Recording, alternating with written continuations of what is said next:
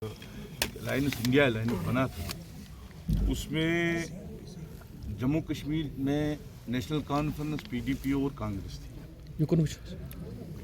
आपने देखा होगा कि आज से शायद कोई 10-15 दिन पहले उमर साहब का उन्होंने शायद एक प्रेस कॉन्फ्रेंस ही दी थी कि ये जो 3 सीटें हैं कश्मीर की, ये ऑलरेडी इंडिया अलायंस के पास है।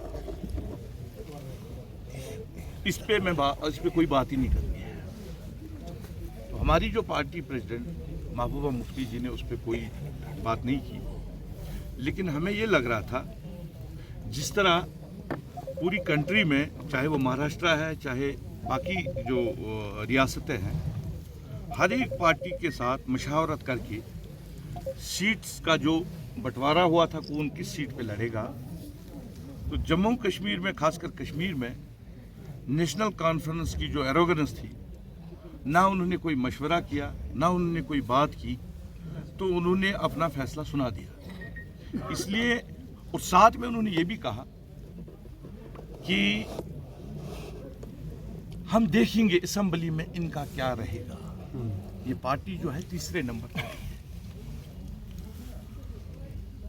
उसी पे जो है हमारी पार्टी ने फैसला लिया कि ये जो फैसला करना है कि किस पार्टी के पास, किस पार्टी का आगे जाके जो है लोग मैंडेट दे देंगे, तो लोगों को फैसला करना है, वो ना नेशनल कॉन्फ्रेंस को फैसला नहीं करना है। तो इसीलिए आपको कश्मीर में जो लग रहा है कि हम जम्मू में हम कांग्रेस को सपोर्ट कर रहे हैं, कश्मीर में हम अलग अलग रह रहे हैं। लेकिन कांग्रेस का तो क्लियर है, वो नेशनल कॉन्फ्रेंस को सपोर्ट कर रहे हैं यहाँ कश्मीर में। देखिए अभी तक तो ऐसा हमें कोई उनकी तरफ से तो कोई मैसेज नहीं आया। कॉन्फ्रेंस दी ना उसमें, तो ठीक है, हम लोगों के पास जाएंगे। अब दूसरी बात है साहब, आप किन मुद्दों को लेकर लोगों के पास जाएंगे? देखिए, जहाँ तक सवाल है किन मुद्दों को, अगर आप देखोगे इस वक्त जो है खासकर जम्मू कश्मीर में बहुत सारे मुद्दे हैं। 5 अगस्त 2019 के बाद आपने देखा होगा कि हमारी पार्टी प्रेसिडेंट महबूबा जी किस तरह से इन सभी लीडर्स के पास गई, इनके दरवाजे पे खड़ी हो गई और उनको कहा कि आओ हम मिलकर जो हमसे छीना गया, अब तक जो भी हुआ, चाहे वो नेशनल कॉन्फ्रेंस ने गलती की थी, चाहे पीडीपी ने गलती की थी, चाहे बाकी पार्टी, हर एक के दरवाजे पे हो गई। छोड़िए वो सब, अब मिलकर हम इस लड़ाई को लड़ेंगे। जो हमसे छीना गया, जो हमें दिया गया था, इसी मुल्क ने दिया था, कोई पाकिस्तान ने तो नहीं दिया था। हम मिलकर इसके लिए लड़ेंगे। हमारे मुद्दे वही रहेंगे जिसके लिए 5 अगस्त 2019 के बाद जो हमसे छीना गया, उसको हम कैसे वापस हासिल करेंगे, हमारे मुद्दे वही रहेंगे। तो उमर साहब भी आए हैं मैदान में, आपको लगता है टक्कर बहुत होगी इसमें, इलेक्शन बहुत कितना टफ होगा? देखिए, उमर साहब के दादाजी यहाँ के प्रधानमंत्री रहे हैं, फिर उसके बाद वो चीफ मिनिस्टर भी रहे, उनके पिताजी भी चीफ मिनिस्टर रहे, वो खुद भी चीफ मिनिस्टर रहे। मुकाबला तो रहेगा ही, फैसला तो लोगों को करना है कि उमर साहब के जो 2019 में हमने यहाँ से 3 मेंबर पार्लियामेंट भेजे थे, उनकी इन 5 सालों में क्या कारकर्दगी रही, उसका भी जवाब उनको देना है। पीएचडी को तोड़ने का भी उनको जवाब देना है।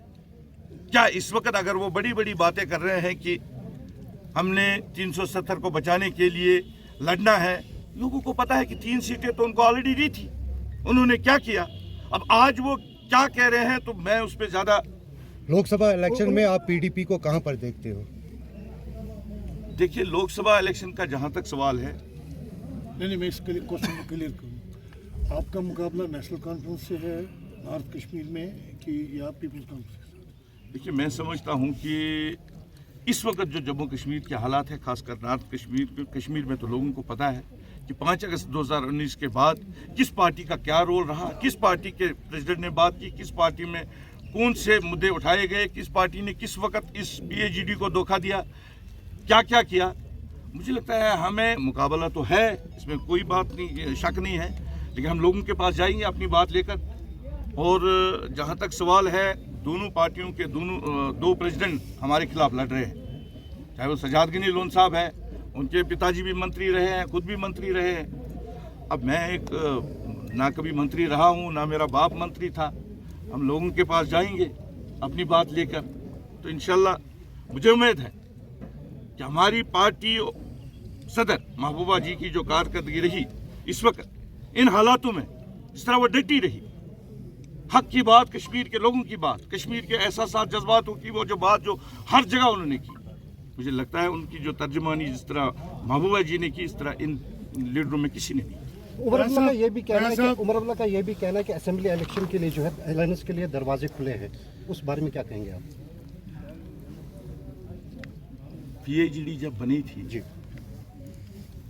मैंने उसके बाद ही कुछ ही दिनों के बाद एक प्रेस में एक बात दी थी, वो नेशनल कॉन्फ्रेंस एक पीएचडी की सीट के लिए अलायंस नहीं कर पाया उस वक्त। उसमें भी उन्होंने प्रॉक्सी कैंडिडेट नीचे खड़े किए। जी, वो क्या असेंबली में करेगा? किस पे आप भरोसा करें? इस वक्त जरूरत ये नहीं थी, इस वक्त जरूरत थी कि जो हमसे छीना गया हम मिलकर उसके लिए आज यहाँ से, जरूरी नहीं था कि फयाज साहब या कोई और 3 कैंडिडेट हम वहाँ पे भेजे, वो किस भी पार्टी के होता, जो वहाँ पे तर्जुमानी एक मैसेज हम देते सेंटर को कि आपने जो किया वो सही नहीं है।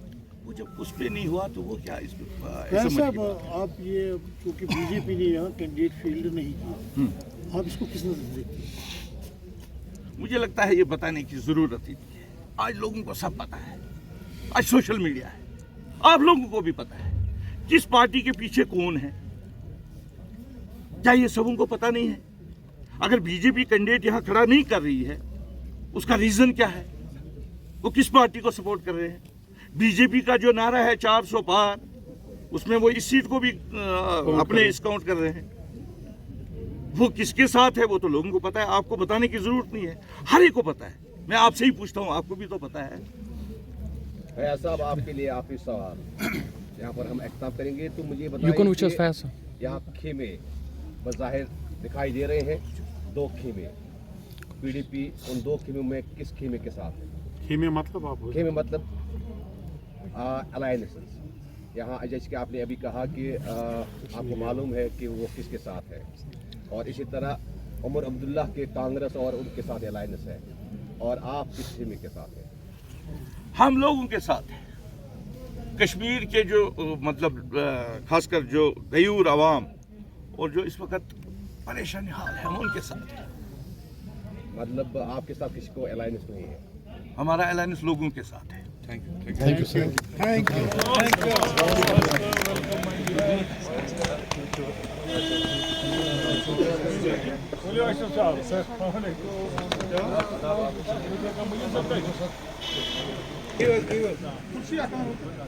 चल ठीक है।